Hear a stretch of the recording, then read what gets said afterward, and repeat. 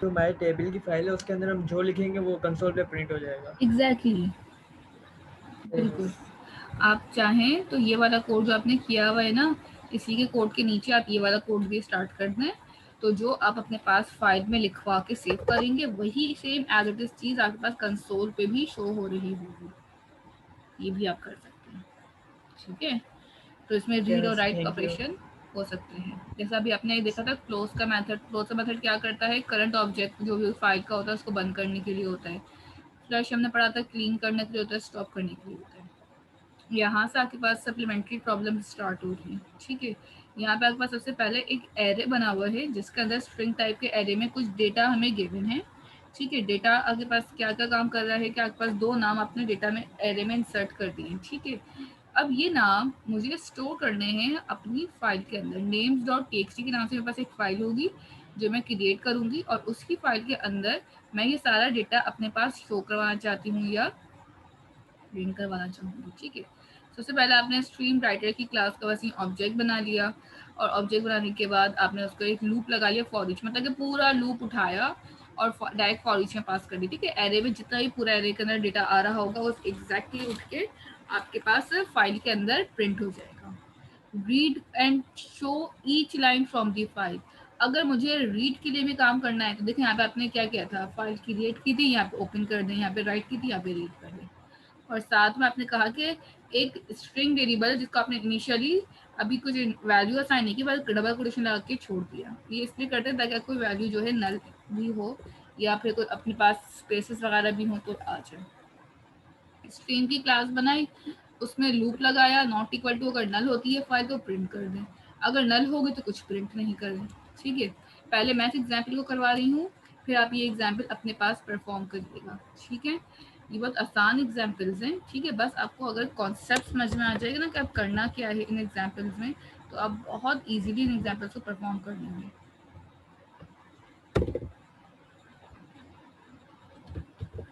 अच्छा जी, यहाँ पे आ जाए ज़रा।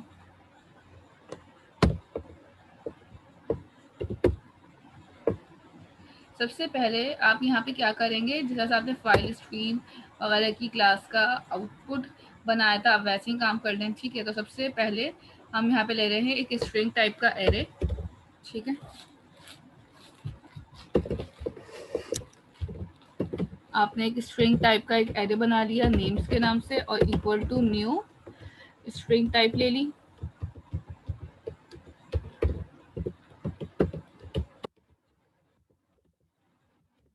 ओपन टर्मिनेटर, और यहाँ पे टर्मिनेटर लगाने के बाद अब आपने यहाँ पे दोबारा कोटेशंस में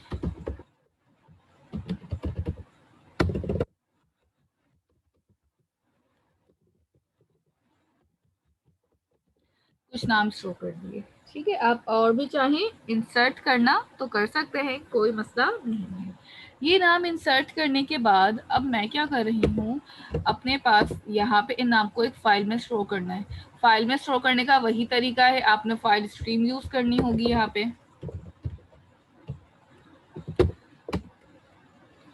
fs equal to new file stream, पहले आप यहाँ पे अपनी फाइल का नाम बता दें। हमने फाइल का नाम नेम्स डॉट टीएक्सटी ही रखिए ताकि नेम अपनी फाइल में स्टोर कर सकें। नेक्स्ट आपके पास होता है फाइल एक्सेस या फाइल मोड, अब पहले दे देते हैं, अपनी मर्जी है। फाइल मोड कौन सा होगा मेरे पास, क्रिएट का, और फाइल के अंदर आपको जो एक्सेस देना है वो होगा राइट का, ठीक है। ये काम कर लिया। ये काम करने के बाद अब आप नेक्स्ट लाइन पे आएंगे। नेक्स्ट लाइन पे अब मैं क्या कर रही थी आपके पास, अच्छा आपको दोनों स्क्रीन ना एक साथ ऑन कर देती हूँ ताकि आप लोग को समझाने में इजी रहे, ठीक है। यहाँ पे आप क्या कर रहे होंगे, अपने पास फाइल बन गई, ये डेटा आ गया फाइल मोड में। अब आपने यहाँ पे स्ट्रीम राइटर की क्लास का ऑब्जेक्ट बनाना है, ठीक है। और उसके ऑब्जेक्ट को आप क्या करेंगे, देखिए आप यहाँ पे आए, जैसे आपने फाइल स्ट्रीम का पहले ऑब्जेक्ट बनाया था ना स्ट्रीम राइटर वाली क्लास का, स्ट्रीम राइटर, ठीक है। आपने इसमें क्या लिखा था, SW लिखा था पहले, ठीक है, equal to new stream writer, और यहाँ पे आके आपने टर्मिनेटर, यहाँ पे आके सिंपल आपने क्या पास किया, fs जिस तरह से ऊपर पास करे थे, और यहाँ पे आके आपने सीधा फॉर ईच का लूप लगा दिया, और जिसके अंदर मुझे अपने पास सारी स्ट्रीम यानी कि जो भी डेटा मेरी फाइल में आ रहा है वो उठाना है। अच्छा, मेरे पास डेटा कहाँ से आएगा, एरे से आ रहा है ना, तो आप यहाँ पे सिंपल क्या नाम पास कर देंगी, एरे का, ताकि जितना भी डेटा एरे में स्टोर किया वो सब आ जाए। स्ट्रीम डॉट राइट लाइन, मतलब कि जितना भी डेटा एरे में आया है उसको राइट कर देंगे। ठीक है, राइट करवाने के बाद अब आपने क्या करना है, ठीक है, स्टोर कर लिया। अच्छा, आपकी एक और चीज़ भी ख्याल रखें, आप चाहें तो यहाँ पे स्ट्रिंग टाइप का डेटा भी बना सकते हैं। हम एरे स्ट्रिंग टाइप का ले रहे हैं, तो यहाँ पे हम अपने पास स्ट्रिंग टाइप का भी एरे डिफाइन कर सकते हैं। ज़रूरी नहीं है हमेशा वार ही लें फॉर ईच में। अगर डेटा स्ट्रिंग है, इंटीजर है, तो हम उस स्पेसिफिकली टाइप का डेटा भी स्टोर कर सकते हैं। वार लेते हैं तब भी कोई मसला नहीं है, बस ये बता रहे हैं यहाँ पे कि आप इस तरह से भी लिख दें तो कोई इशू नहीं होगा। डेटा तो आ गया अब यहाँ पे। अब बात करते हैं काम। अब मेरे पास जो स्टार्ट होगा वो काम मेरे पास स्टार्ट हो रहा होगा जितना भी है वो रीड लाइन के लिए। ठीक है, सबसे पहले तो मैं यहाँ पे अपने पास sw डॉट क्लोज कर देती हूँ कि मेरी फाइलिंग यहाँ पे ख़त्म हो गई। यहाँ से आपके पास जो काम होगा कंसोल पे डेटा शो करवाने के लिए होगा, रीड के लिए काम होगा। ठीक है, अभी तक आपने जो काम किया था, ये जो काम था वो किसके लिए था, राइट करने के लिए, डेटा को आप लिख रहे थे। अब नीचे आके अब मैं क्या कर रही हूँ, यहाँ पे नीचे आएंगे, नीचे आकर आपने देखा होगा यहाँ पे क्या लिखा हुआ है, दोबारा से हमने स्ट्रीम की क्लास का ऑब्जेक्ट बनाया है। ठीक है, यानी कि फाइल स्ट्रीम। तो मैं भी यहाँ पे फाइल स्ट्रीम रीड करना है तो FSR कर देते हैं। ठीक है, file stream read equal to new file stream. ठीक है, और इसके अंदर अब देखें फाइल नेम तो वही रहेगा जो मुझे ओपन करवाई थी मैंने। ठीक है, कौन सी फाइल थी, नेम्स डॉट txt की मेरी फाइल थी जिसके अंदर में डेटा लिखना था। अब यहाँ पे पहले तो फाइल मोड डिफाइन कर दें कि आपने करना क्या है। ठीक है, अब आपने करना क्या है, फाइल को ओपन करना है। ठीक है, अच्छा, और फाइल को ओपन करने के बाद आपने यहाँ पे क्या करना है, फाइल का एक्सेस भी देना है।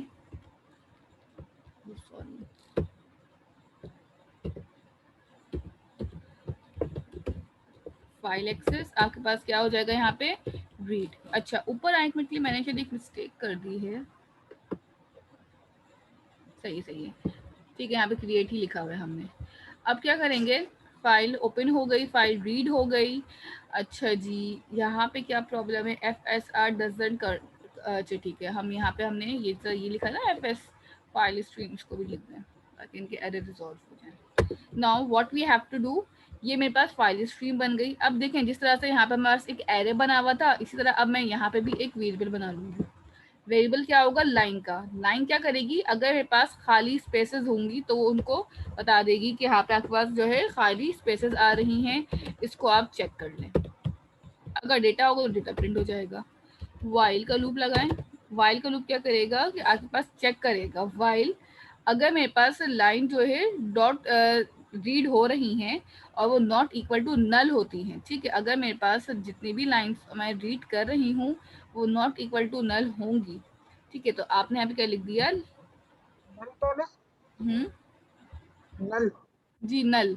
नल का मतलब है एम्प्टी, खाली, यानी कुछ नहीं मिलेगा नोटपैड की फाइल में, तब ये देखें तब ये काम होगा। ठीक है, तो मैं सबसे पहले इसको एक ब्रैकेट के अंदर कर लें ताकि आगे पास जब उसके बाहर की कंडीशन लगाएं तो कोई प्रॉब्लम ना हो। Line is equal to FSR dot read line. अच्छा, यहाँ पे रीड के 3 ही आ रहे हैं, मुझे कौन सा चाहिए, यहाँ पे रीड लाइन का चाहिए। ठीक है, अच्छा, रीड लाइन का फंक्शन जो है वो इसमें से मिल सकता है मुझे, SW में से। तो मैं यहाँ पे लिख दूंगी सिंपल SW, तो नहीं ले सकते क्योंकि वो तो फाइल रीड के लिए काम कर रहा है। तो एक मिनट के लिए ऊपर आ जाए, आपने SR कहाँ डिफाइन किया है, देखिए लिखा है ना SR डॉट रीड लाइन। तो जब हम ऐसा है कि आपके पास फाइल स्ट्रीम इसमें दोबारा बनाना पड़ जाएगा। इस तरह यहाँ पे हमने बनाया था ना एक ऑब्जेक्ट, इसका दोबारा यहाँ पे भी बना लें ताकि आपके पास काम जो है वो अलग अलग सेपरेटली हो जाए। यहाँ पे आप FSR पास कर देंगे और मैं यहाँ पे SWR कर दूंगी। SWR का मतलब फाइल स्ट्रीम रीड, ये मैं रीड के लिए काम करना चाह रही हूँ। और अब आप देखिएगा यहाँ पे रीड के लिए भी बहुत सारे मेथड्स आ जाएंगे खुद ही। आ रहा है रीड लाइन,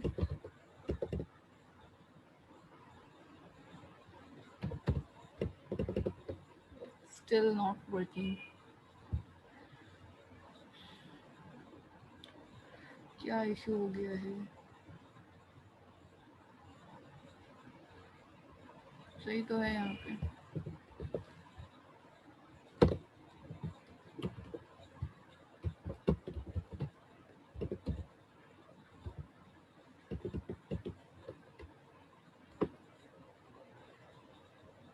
आई थिंक यहाँ पे आपके पास जो एस आर ना फाइल स्ट्रीम रीड है, ये इशू कर रहा है। तो एक काम करते हैं, इस लाइन को नहीं बनाए थे।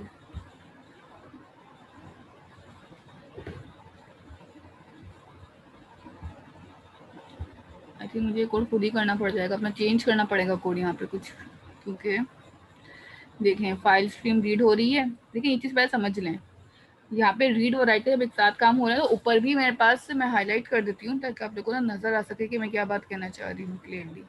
देखें आपके पास यहाँ फाइल स्ट्रीम यूज हो रही है, स्ट्रीम राइटर यूज हो रहा है।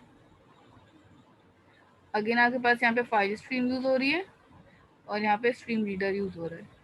ओके, एंड द मिस्टेक जो हो रही है मेरे हिसाब से वो ये है कि हम राइटर यूज कर रहे हैं, रीडर यूज नहीं कर रहे, तभी मेरे पास रीड वाला मेथड जो है वो नहीं आ रहा होगा। देखिए यहाँ पे अपने स्ट्रीम राइटर लिखा हुआ है ना, आप इसको स्ट्रीम रीडर कर दें। ठीक है, जैसे ही आप इसको रीडर करेंगे तो डेफिनेटली आपके पास जो फंक्शंस हैं वो सारे स्ट्रीम रीडर के आ जाएंगे। अब देखिएगा SWR डॉट रीड आ गया।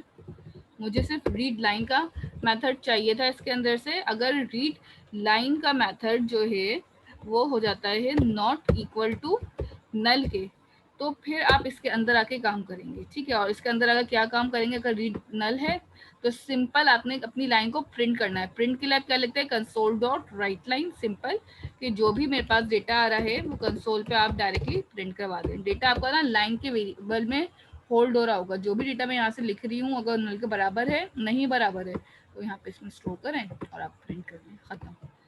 दोबारा समझा दूंगी ये कोड एक दफा और। क्लोज कर लें अपने पास स्ट्रीम को। ठीक है, जो भी आपके पास स्ट्रीम आ रही होगी उसको आपने यहाँ पे क्लोज कर लेना है। ठीक है, जैसे आपने यहाँ पे SW लिखा हुआ था ऊपर राइटर के लिए, तो उसको भी यहाँ पे आप क्लोज कर लें आके, SWR डॉट क्लोज। ठीक है, रीड भी खत्म हो चुका है तो उसको क्लोज कर लें। यहाँ पे आपके पास ये खत्म हुआ था तो उसको भी हमने क्लोज किया था। करा क्या है, सबसे पहले आपने एक फाइल बनानी है, एक एरे लेना चाहते हैं सबसे पहले। ठीक है, एक एरे बना लें जिसके अंदर आपने कुछ आइटम स्टोर कर लिए।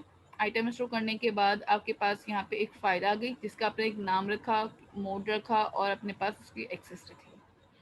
फाइल स्ट्रीम जो है एक राइटर के एक क्लास को कॉल करेगा और सारा डेटा उठा के लूप से आपकी फाइल में डाल देगा। ठीक है, फाइल क्लोज, मेरी काम खत्म लिखने का फाइल के अंदर। अगर मुझे यही काम अपनी नोटपैड की फाइल वाला कंसोल स्क्रीन पे भी देखना है, ब्लैक कलर की जो आती है, तो उसके लिए काम आपने यहाँ से करना है। अगेन वही वाला काम है जो आपने यहाँ पे किया था, बट यहाँ पे रीड क्रिएट था, यहाँ पे ओपन हो गया, राइट था रीड हो गया। एक वेरिएबल लिया लाइन का जिसके अंदर एम्प्टी रखा हुआ, इसको रीडर की क्लास का ऑब्जेक्ट बनाया स्ट्रीम रीडर की, और कहा कि अगर रीड लाइन जो है नॉट इक्वल टू नल है तो इस वेरिएबल में होल्ड करो वैल्यू और प्रिंट कर दो कंसोल पे, और जब भी काम खत्म हो जाए तो क्लोज कर देना, मेरा रीड आउट करना। अभी फाइल के अंदर 3 एरे स्टोर होंगे और वो कंसोल पे भी शो होंगे और आपकी नोटपैड की फाइल पे भी शो होने चाहिए। ठीक है, यहाँ पे आपके पास एक एक्सेप्शन आ गई कि आपने यहाँ पे एक मिस्टेक की है। यहाँ पे FSR होना चाहिए कि आपके पास यहाँ पे क्या लिखा हुआ है, FSR फाइल स्ट्रीम रीडर के लिए काम हो रहा है। आ गए यहाँ पे तीनों नाम, अली, असद, जैन। ठीक है, यही नाम मेरे पास ज़रा चेक कर लेते हैं। आपके यहाँ पे आ रहे हैं नेम्स के एरे वाली जो आपने स्टोर किया है, सी आ रही हैं। आप और ज़्यादा नाम लिखवाएंगे तो और ज़्यादा भी आ जाएंगे। तो जो लोग अपने पास मैनेजमेंट सिस्टम बना रहे हैं या पेपर से या क्विज मैनेजमेंट सिस्टम वगैरह बना रहे हैं, तो आप लोग चाहें तो डेटा अपने पास इस तरह से स्टोर करवा सकते हैं, डेटा इस तरह से फाइलिंग के अंदर होल्ड करवा सकते हैं। समझ आ रही है वाली बात? बस कोड दिखाएं। एक मिनट, कोड पे आ जाइए। मैं रनिंग से हटा रही हूँ ताकि आप कोड देखें।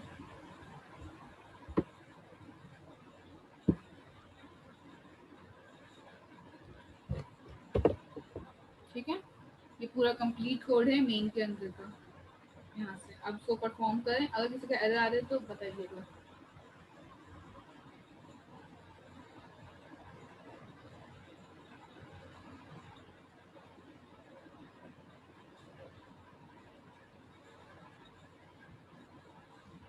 यस बस एरर आ रहा है। आप अपनी स्क्रीन शेयर करिए।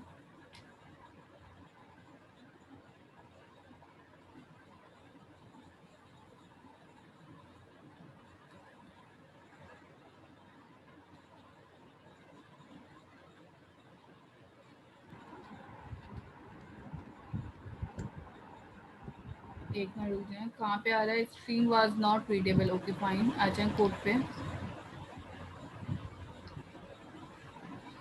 अनस, आपने जहाँ पे स्ट्रिंग लाइन वाला वेरिएबल बनाया ना, नीचे आ जाए वहाँ पे। हाँ, इस लाइन पे आए, इसके नीचे वाली लाइन पे जहाँ पे स्ट्रीम रीडर है। जी, लास्ट में आपने एफ एस लिखा ना ब्रैकेट्स के अंदर, वहाँ पे एफ एस आर करें कैपिटल में। यस, फाइल स्ट्रीम रीडर करें। अब रन करें। यस हो गया। नोटपैड की फाइलें भी चेक कर लिएगा, आउटपुट आ रहा होगा वहाँ पे स्टोर हुआ होगा। और किसी का कोई एरर आ रहा है इस कोड में?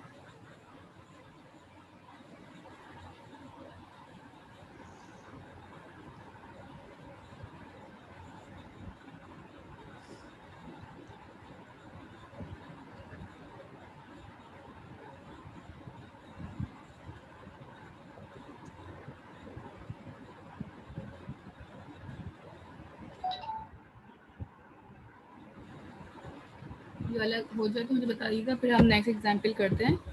ठीक है,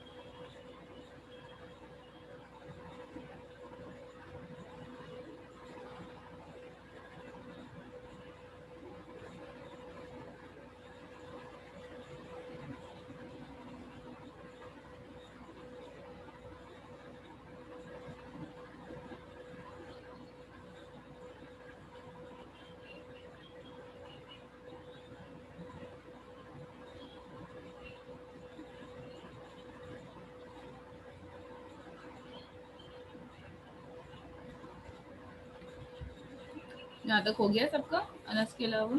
उमर? Yes ma'am. ठीक है, मिस हो गया। ठीक है, नो मिस कर रही हूँ। ठीक है, करें।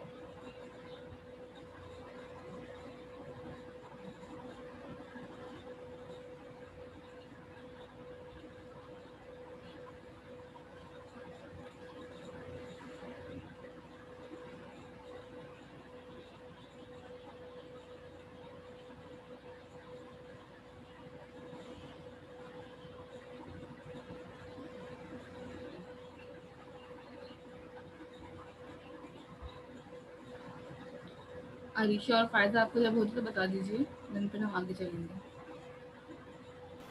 यस मिस हो गया, थैंक यू।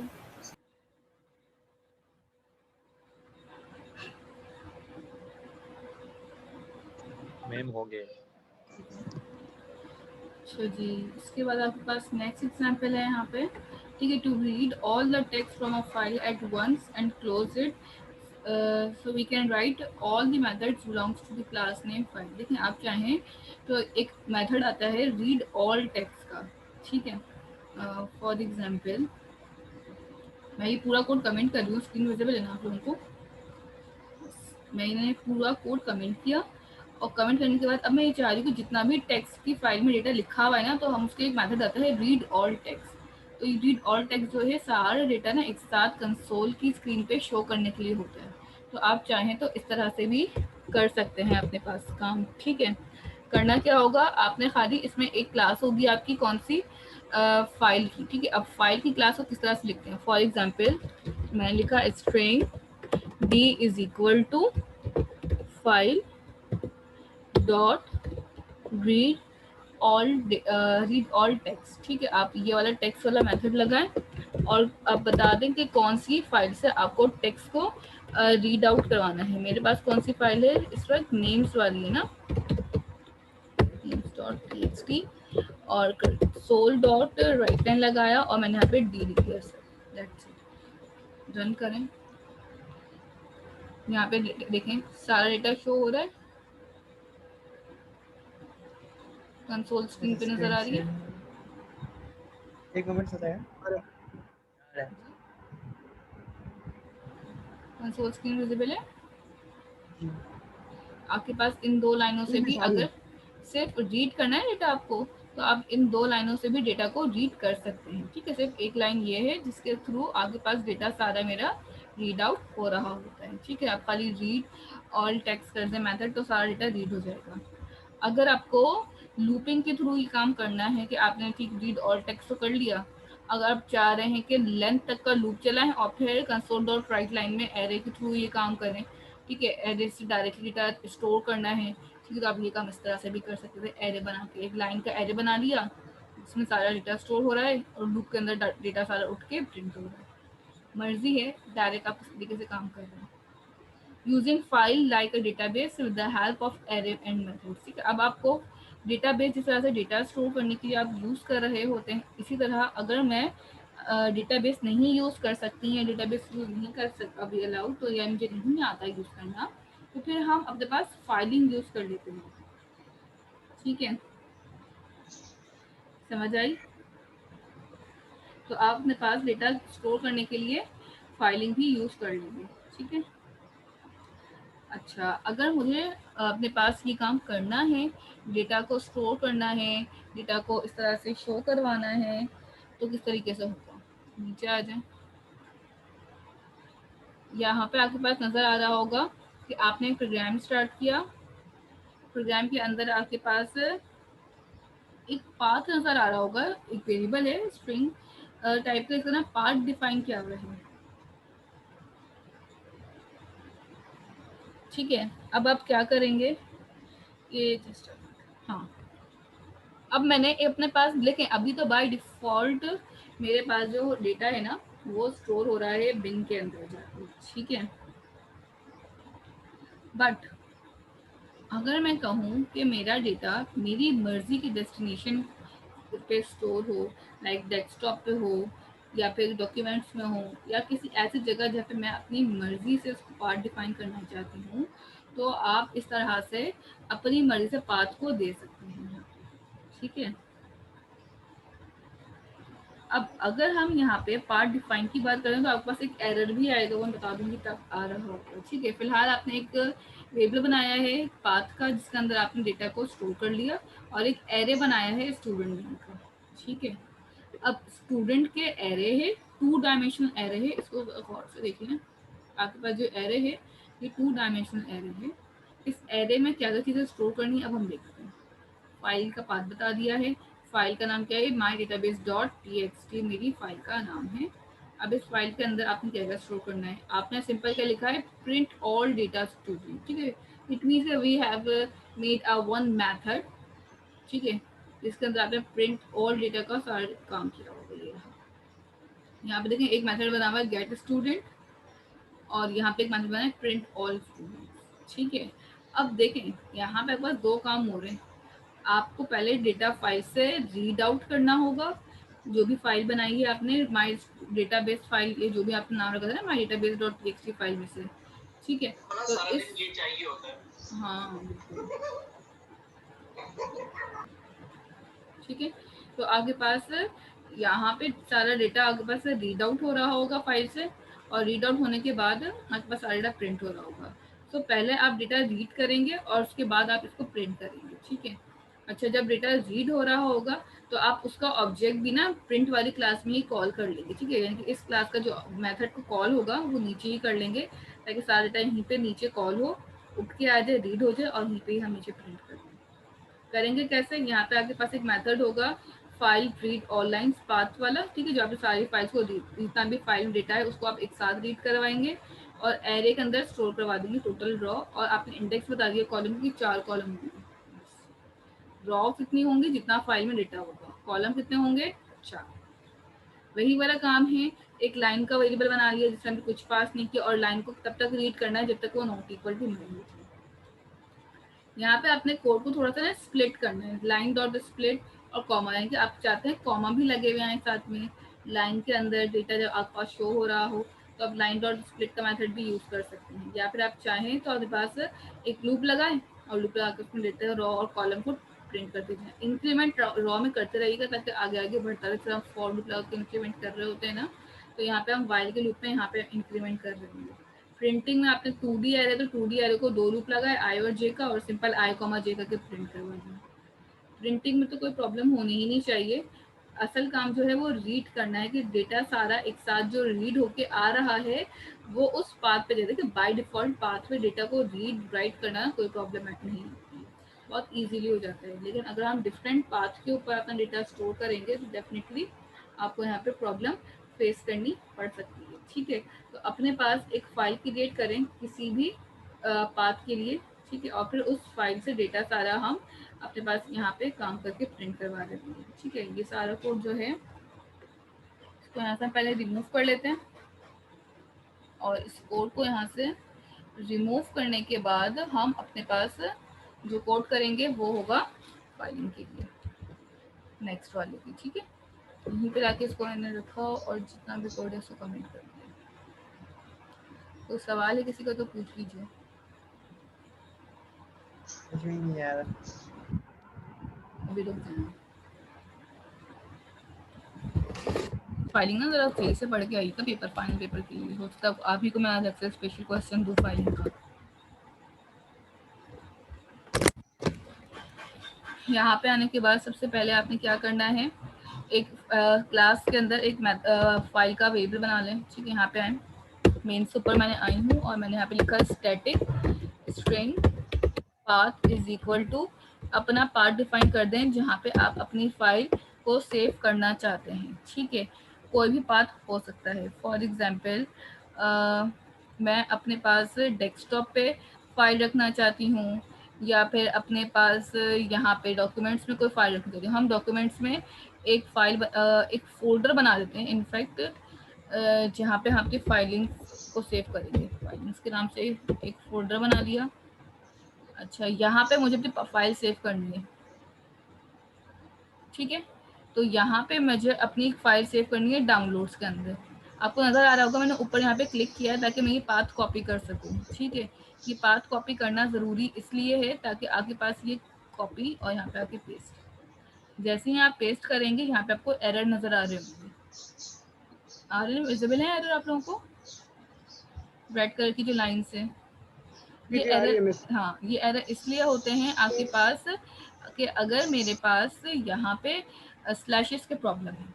अब दो तरीके हैं, या तो आप इसके आगे एक एक्स्ट्रा स्लैश लगाएं जहाँ जहाँ एरर है, फर्स्ट स्टेप, या अगर आप एक्स्ट्रा स्लैश लगाना नहीं चाहते और इस एरर को एज इट इज़ ही रिजॉल्व करना चाहते हैं तो आप ना डबल कोटेशन जहाँ से आपके स्टार्ट हुए हैं वहाँ पे @ लगा दें, ठीक है। दोनों का एक ही काम है, ठीक है, यहाँ पे आप आए और @ लगाएं ताकि आपके पास से जितना भी आप काम कर रहे हैं उसमें अब स्लैशेस के पास से कोई प्रॉब्लम नहीं है। यहाँ पे आके मैंने इसी स्लैश के आगे अपनी फाइल का नाम रख दिया std students.txt। आप चाहें तो वर्ड की और एक्सेल की फाइल भी बना सकते हैं, सिर्फ यहाँ पे एक्सटेंशन पास करना होगा वर्ड और एक्सेल की फाइल्स का।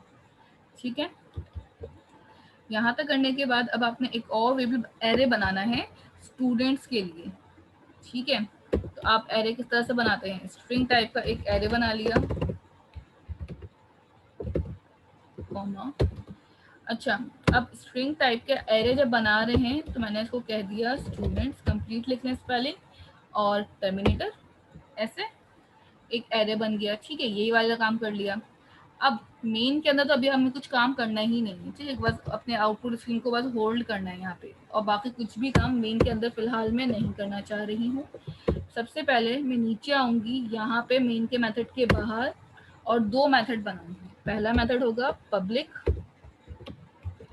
void get data या get all data के नाम से। ठीक है, गेट स्टूडेंट डेटा के नाम से एक मेथड। दूसरा मेरे पास मेथड बनेगा यहाँ पे पब्लिक void print। ये दो मेथड मैंने यहाँ पे बना लिए हैं। इन दो मेथड को बनाने के बाद अब मैं यहाँ पे आऊंगी, और यहाँ पे आने के बाद अब सबसे पहले आप देख रहे होंगे आपने यहाँ पे गेट स्टूडेंट गेट डेटा करना है। क्या क्या आपको अब स्टेप्स करना है। अब देखें, सबसे पहले आपने क्या किया, read all lines, file dot read all lines dot length. File मेरी क्लास थी जिसके अंदर क्या था, रीड ऑल लाइन्स। अच्छा, अब देखें रीड ऑल लाइन्स का मेथड भी यहाँ पे आपको नजर आ रहा होगा।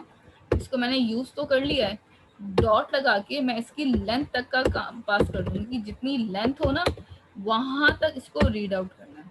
ये मुझसे पूछेगा कि आपने क्या रीड आउट करवाना है। मैंने कहा जो मेरे पाथ के अंदर डेटा आ रहा है वो रीड आउट करवाएं।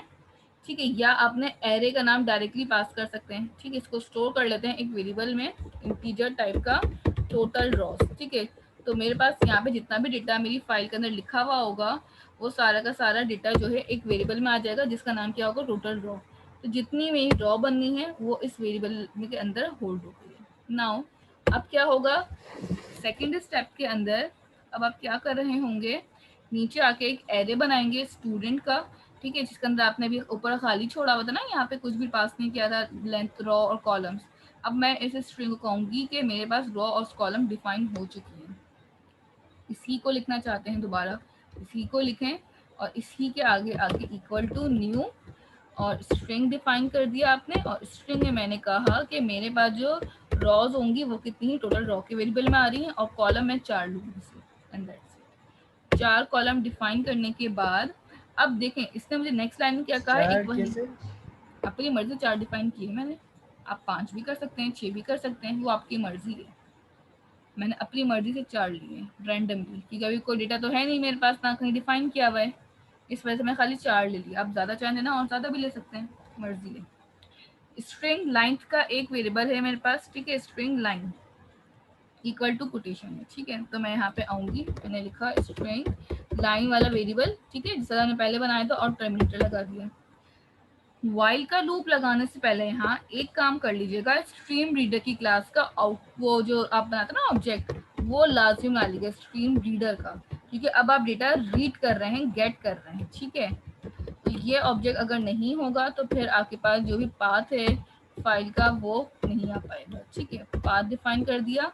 अब यहाँ पे ना एक वेरिएबल ले लेते हैं जिसके अंदर आप चेक करवा रहे होंगे कि पाथ में जो भी वैल्यू आ रही है रॉ की वो एग्जिस्ट करती है या नहीं करती। पहले से बना लिया है, नीचे जाकर बनाना हो नीचे जाकर बना ले, मर्जी है। ठीक है, वेरिएबल डिक्लेरेशन इनिशियलाइजेशन होपफुली कोई भी मसला नहीं होगा। अब वाइल में क्या करेंगे, हमने लिखा SR, यानी कि आपके पास जो स्ट्रिंग रीडर डॉट लाइन अगर नॉट इक्वल टू लर्न होती है। ठीक है, ये वही वाली लाइन है जो नीचे आपने ये वाले वाइल के लूप के अंदर एज इट इज लगाई थी अभी। ठीक है, तो ये वही लॉजिक है, इसमें कोई भी नया काम नहीं हुआ। तो चाहे तो उसी लाइन को ही कॉपी करके यहाँ पे एज इट इज डाल दें और सिर्फ इसको SR कर दिएगा बस। लूप के अंदर ना मैं एक और काम करूंगी, मेरे पास 2 डायमेंशनल एरे है इसलिए मुझे ज्यादा काम करना पड़ रहा है। अगर मेरे पास कोई सिंगल वेरिएबल होता तो मुझे इतनी ज़्यादा लॉजिकल चीज़ें नहीं करनी पड़ती। ठीक है, क्लियर है यहाँ तक?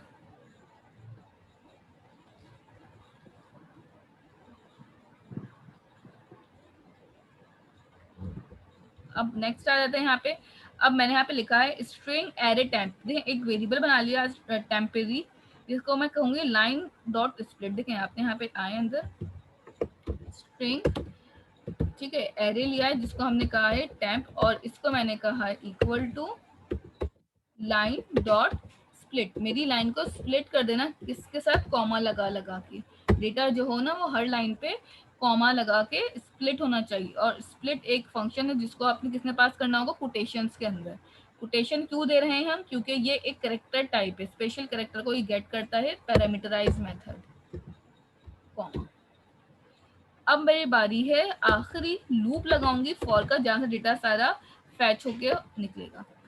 फॉर आई इक्वल टू 0, कहाँ तक लूप चले, टेम्प डॉट लेंथ तक। इट मीन्स के जो भी लूप में वैल्यू आ रही हैं वो टेम्पररी एरे में जा रही हैं, और टेम्पररी एरे से वैल्यू मेरी कहाँ जाएंगी, रॉ ऑफ आई के अंदर। ठीक है, तो मैंने तो यहाँ पे सबसे पहले पास कर देना है टेम्प डॉट लेंथ, यानी कि जितना भी मेरे पास फाइल में डेटा लिखा होगा उसको रीड कर लेगा लेंथ के अंदर।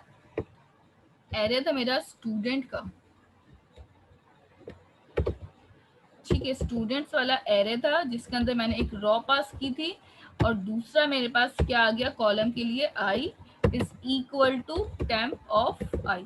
मतलब कि जो भी वैल्यू इस इंडेक्सिंग के थ्रू उठ के आ रही होगी, वो सारी वैल्यू जो हैं वो उठा के आपके पास इस एरे के अंदर स्टोर होंगी। ठीक है, ये क्या कह रहा है, use of local variable raw. ये आपके पास एक लोकल वेरिएबल रॉ का है जिसको आपने कहीं पे भी अभी यूज नहीं किया है। ठीक है, सही है बिल्कुल, क्योंकि आपने इसको यहाँ पे कोई वैल्यू भी पास नहीं की हुई।